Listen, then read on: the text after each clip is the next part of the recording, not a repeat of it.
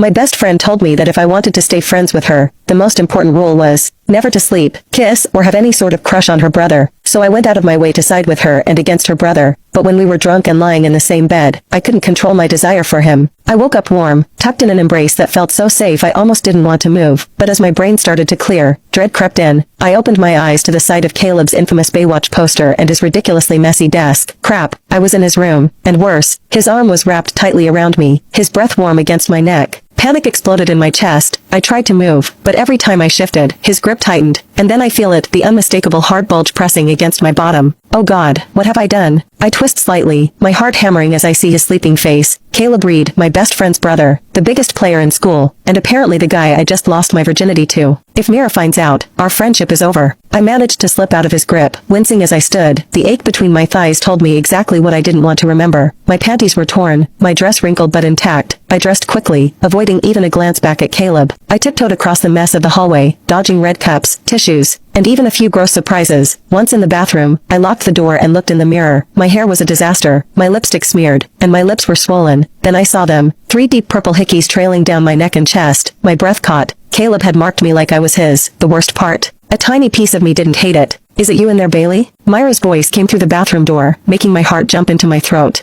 I frantically fixed my hair to hide the evidence and tried to look normal. Yeah, I'm almost done, just a sec. I opened the door. Mira leaned against the wall, arms crossed. Everyone already left. I need to pee so bad, she groaned and rushed past me. I hurried downstairs before she could study me too closely. In the kitchen, I grabbed the last water bottle from the fridge and chug it desperately, hoping it'll calm my flushed face. Up so early? I nearly choke, coughing and wheezing as I spin around. Caleb stands in the doorway, shirtless, his blue eyes locked on mine. My traitorous body immediately responds, remembering how those eyes looked at me last night, dark with desire. What have you done to Bales? Mira accuses, suddenly appearing. She pats my back while I continue coughing. I haven't done anything to Flower but greet her, he says, that familiar smirk playing on his lips as he approaches us. All right there, Flower? His hoarse voice sends shivers down my spine. You just caught me off guard, I manage, avoiding his intense stare. He reaches for my water bottle, his fingers grazing mine. The touch sends electricity shooting up my arm. He drinks while maintaining eye contact, and my stomach flips. Caleb, you're such a jerk. Mira smacks the bottle upward, making him choke. What the fuck, Mirabella? Mira rolled her eyes, then turned to me. I forgot to ask, last night. Where were you? Didn't see you in my room and looked everywhere for you. My mind races for an excuse. I can't tell her I was in her brother's bed, losing my virginity to him. The air was stuffy inside, so I went out back, ended up sleeping on the couch. The lie burns my throat. She studies me suspiciously. Why didn't you just come to my room? I felt too lazy to walk up those stairs. I offer weakly, sneaking a glance at Caleb. He's still watching me with that penetrating stare. Before Mira can interrogate me further, Click the link in my bio to get the full story for free.